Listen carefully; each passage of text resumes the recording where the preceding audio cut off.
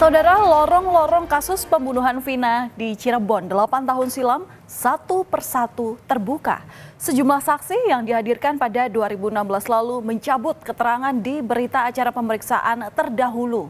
Langkah ini kemudian memancing tanda tanya soal awal pemeriksaan kasus kematian Vina dan kekasihnya Muhammad Rizky atau Eki.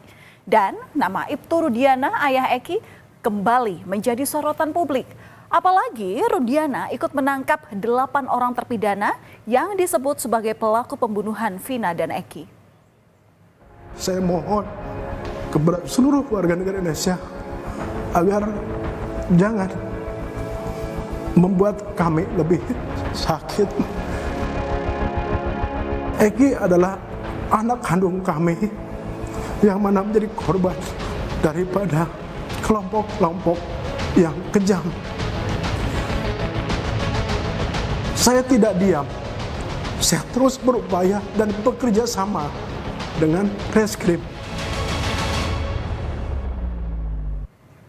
Kalau Anda ingat saudara, ini adalah visual kali pertama Ibtu Rudiana buka suara setelah 8 tahun kasus kematian putranya dan Vina kembali ramai diperbincangkan publik. Dengan terisak, Rudiana menegaskan bahwa dirinya selama ini tidak tinggal diam. Rudiana berharap para pelaku yang tersisa dapat tertangkap. Namun, sejak pernyataan ini muncul ke publik, tepatnya pada Mei waktu lalu, ayah Eki justru irit bicara soal kasus Vina dan Eki. Pihak keluarga dari Vina bahkan hingga kini sulit menghubungi keluarga Eki. Kakak Vina yang bernama Marliana sudah berusaha menghubungi keluarga Eki beberapa waktu lalu sebelum film soal Vina ini hendak diangkat. Tetapi juga tak kunjung mendapatkan jawaban. Marliana mengungkapkan bahwa komunikasi dengan keluarga Eki sempat terjalin sejak awal hingga proses persidangan di tahun 2016 lalu. Namun dengan berakhirnya persidangan, putus pula komunikasi dari keluarga Vina dan juga keluarga Eki. Marliana pun merasa sendiri dalam perjuangannya untuk menuntut keadilan bagi Vina. Belum ada. Apa itu? Maksudnya harusnya seperti apa? Harusnya ada komunikasi kan? Ya saya menginginkannya sih seperti itu ya. Menginginkan komunikasi kepada beliau gitu. Cuman untuk sampai sekarang kami keluarga belum ada komunikasi. Terakhir komunikasi kapan, Mbak? Terakhir selesai persidangan itu. Tahun 2017 itu. Ya. Sampai sekarang belum ada. Sekarang belum. Sudah mencoba menghubungi atau gimana? Waktu proses awal sudah ya, cuman kan nggak diangkat gitu. Terus sampai sekarang nggak ini lagi kan, nggak mencoba menghubungi. WhatsApp atau apa juga sama? Nggak ada sama sekali ya ada komunikasi. Ibtu Rudiana atau ayah Eki memegang peranan penting dalam pengusutan kasus Vina. Hal itu terlihat dalam salinan berita acara pemeriksaan yang diduga menjadi milik dari saksi Rudiana. Dalam BAP itu, Rudiana menerangkan bahwa dirinya ini bersama dengan rekan-rekannya mengamankan 8 orang yang disebutnya sebagai pelaku pembunuhan di depan SMP Negeri 11 Kota Cirebon. Rudiana lalu membawa mereka ke Polres Cirebon Kota untuk diinterogasi. Padahal jika kita lihat di tahun 2016, Ibtu Rudiana bukan bagian dari Satuan Reskrim, melainkan menjabat sebagai Kasat Narkoba Polres Cirebon. Dan usai kasus Vina ini bergulir, saudara, Rudiana kemudian dipromosikan menjadi Kapolsek Kesambi Cirebon pada tahun 2022. Lalu sekarang jabatannya yakni sebagai Kapolsek Kapetakan. Sementara itu, teman Eki, Liga Akbar, mencabut beberapa poin dalam BAP yang saat itu tertulis di tahun 2016, yakni pernyataan soal ia bersama Eki dan Vina saat dikejar geng motor dan melihat keduanya dikejar serta dilempari batu oleh pelaku. Akbar di sini menjelaskan kejadian pada malam 27 Agustus 2016 itu memperlihatkan bahwa dirinya hanya bertemu dengan Eki dan Vina di SMA 4. Liga juga berpisah dengan Vina dan Eki. Liga waktu itu mengaku tidak melihat keduanya dikejar oleh geng motor.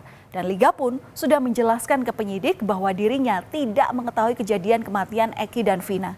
Namun saat itu Liga terpaksa menandatangani BAP karena merasa tertekan saat proses pemeriksaan berlangsung.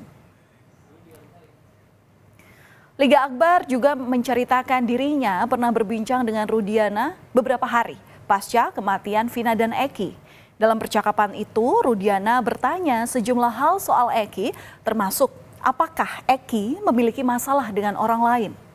Liga menyampaikan bahwa saat itu Eki bilang memiliki masalah dengan Rivaldi alias Ucil, namun tidak merinci apa yang menjadi masalah itu. Setelah foto tersangka tersebar di 2 hari atau lebih dari seminggu lah, Bapak almarhum Eki minta ngobrol personal 4 mata, hanya ngobrol biasa dengan cara telepon dan bertemu di mobil. Setelah itu hanya ingin menguatkan, bilangnya soal pakaian almarhum yang dipakai saja itu awalnya. Apalagi yang diobrolkan pada saat itu? Menanyakan sebelumnya ada masalah tidak. Masalah sama siapa maksudnya? Masalah dengan orang lain. Masalah dengan orang lain? Iya. Terus kamu jawab? Dia jawab, almarhum Eki pernah curhat. Katanya pernah punya masalah sama Rivaldi. Rivaldi yang mana? Rivaldi Ucil. Dengan terpaksa Pak, saya tanda tangan. Tanda tangan BAP? Awalnya saya menolak dulu. Berulang kali menolak? Berulang kali menolak. Terus penyidik bilang apa waktu? Emang gak kasihan sama almarhum Eki sama Vina katanya. Saya bilang, emang saya nggak di situ Pak, saya mau harus kayak gimana? Sementara itu, Saudara, Farhad Abbas yang merupakan kuasa hukum dari Saka Tatal melaporkan Ibtu Rudiana ke Mapolres Cirebon pada hari Senin lalu lantaran diduga merekayasa penanganan kasus Vina berdasarkan bukti keterangan BAP yang dibuatnya di tahun 2016. Farhad juga melaporkan Rudiana ke Bareskrim Polri dan Propam Polri. Dari data yang dikumpulkan, Farhad melihat adanya pemaksaan dan kekerasan saat pengambilan keterangan untuk berita acara. Saka Tatal berulang kali menegaskan bahwa dirinya tidak terlibat dalam kasus kematian Vina dan Eki. Yang kita laporkan membuat laporan palsu itu karena pelapor atau polisi pertama sebelum dilakukannya otopsi, dia sudah menyimpulkan bahwa ada luka tusukan atau sabetan benda tajam. Sementara yang kami ketahui itu bertentangan atau berbeda dengan hasil otopsi maupun visum awal. Nah, sehingga inilah yang kita melihat kaitan dari dicabutnya laporan BAP. Saudara, keberadaan Rudiana dalam kasus Vina dan Eki sangatlah janggal. Dari BAP yang beredar di publik, Rudiana ini bisa menyebutkan secara rinci kronologi pembunuhan Vina. Padahal Rudiana tidak berada di lokasi kejadian saat itu. Merasa curiga, Rudiana kemudian mencari informasi ke teman-teman anaknya. Ditambah lagi, saat kejadian, Rudiana bukan bagian dari satuan reskrim, melainkan kasat narkoba. Akhirnya, Rudiana pun ikut diperiksa oleh Propam Mabes Polri. Dan Mabes Polri memastikan bahwa proses penyelidikan dan hingga penetapan 8 tersangka ini sudah sesuai prosedur, baik keterangan saksi-saksi dan juga alat bukti yang didapat oleh polisi.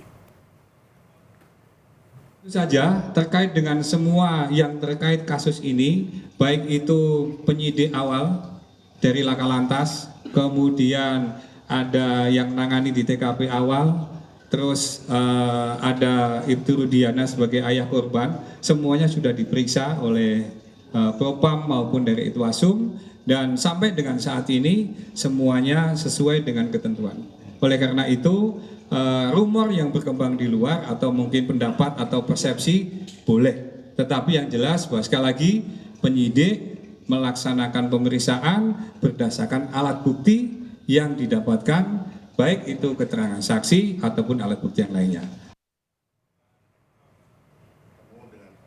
Di sisi lain, Saudara, para terpidana ini bersikukuh bahwa mereka bukan bagian dari pelaku pembunuhan Vina dan Eki.